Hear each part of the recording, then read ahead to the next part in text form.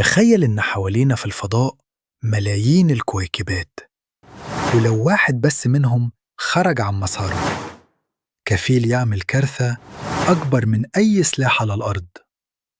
والمخيف بجد إن العلماء لحد النهاردة مش فاهمين تركيبة أغلب الكويكبات دي، ولا إيه اللي بيحركها، ولا إزاي ممكن تتحول لكارثة من غير ما حد ياخد باله. منطقة كاملة بين المريخ والمشتري عبارة عن صخور طايرة بسرعات مجنونة.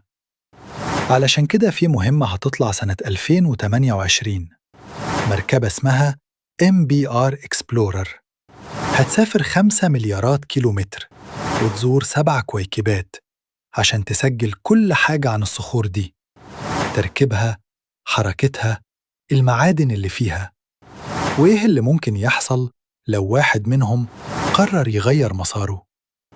رحلة مدتها 7 سنين وسط منطقة ممكن تمسح كوكب كامل. والسؤال، المعلومات اللي هنرجع بيها هتطمنا ولا هتخوفنا أكتر؟